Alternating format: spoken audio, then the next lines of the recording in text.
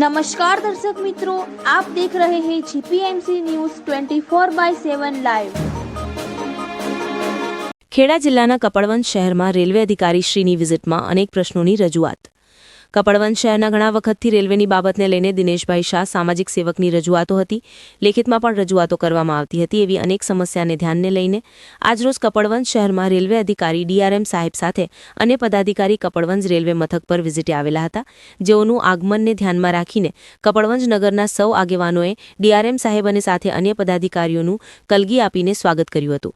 ત્યારબાદ કપડવંજના અનેક એવા રેલવેના પ્રશ્નો વર્ષોથી ચાલતા આવે છે તેની રજૂઆત કરી હતી, જેમાં કપડવંજ નગરપાલિકા એન્જિનિયર શ્રી મિતેશભાઈ પ્રજાપતિ, ચિંટુભાઈ પટેલ, ભાવિનભાઈ જોશી, મનુભાઈ પટેલ, મોનિકાબેન પટેલ, ગોપાલભાઈ કંસારા વગેરે દ્વારા સાહેબશ્રીને રજૂઆત કરી હતી અને રજૂઆત સાંભળીને સાહેબશ્રીએ પણ આશ્વાસન આપ્યું હતું કે વહેલામાં વહેલી તકે આપના પ્રશ્નોનો ઉકેલ લાવીશું।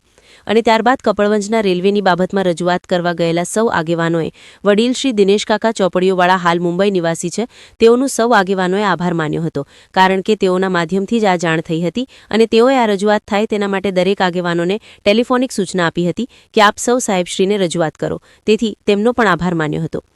Reporter Bhavin Joshi, Kapadvanj, जीपीएमसी news 24/7 live.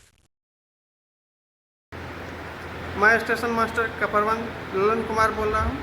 आज कपड़वंज स्टेशन पे डीआरएम सर और सीनियर डीओ मैडम और अन्य पदाधिकारी आए और कपड़वंज के लोकल जो भी लोग थे नगर पालिका के और म्यूनसिपल के, वो लोग भी आए और अपनी समस्या को यहाँ पे डीआरएम सर के सामने बताए और डीआरएम सर ने आश्वासन दिया है जो भी समस्या है उनको जल्द से जल्द समाधान किया जाएगा और गाड़ी भी चलाने का आश्वासन दिया।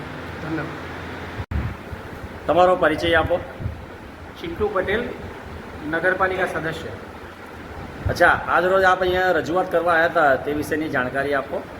આજે બરોડાથી ડીઆરએમ સાહેબ કપડવંજ રેલવે સ્ટેશન પર વિઝિટ પર આવ્યા હતા, ત્યારે અમે કપડવંજ વોર્ડ નંબર 6માં આવેલ રેલવેના પ્રશ્નને લઈને મોનિકાબેન, મનુભાઈ, નીરવભાઈ, ગોપાલભાઈ, વિષ્ણુભાઈ, વિનેશભાઈ, ભાવિનભાઈ જોશી આ બધાએ અમે રજૂઆત કરી કે રત્નાગર માતા રોડ ઉપર આશરે 2500થી વધારે મકાન આવેલા છે, ત્યાં નાનું ગરનાળું છે, ગરનાળુંને મોટું કરવા માટે, બીજું સાઈડમાં જે સર્વિસ રોડ આવેલો છે એ સર્વિસ રોડ ઉપર અમને એક ટેમ્પરરી એક રસ્તો બનાવવા માટે અને વરસાદી પાણીના નિકાલ માટે આ ત્રણેય પ્રશ્નો અમે સાહેબ સાથે રજૂઆત કરી છે અને સાહેબે અમને પોઝિટિવ થશે એવી એક બાહેધરી આપી છે।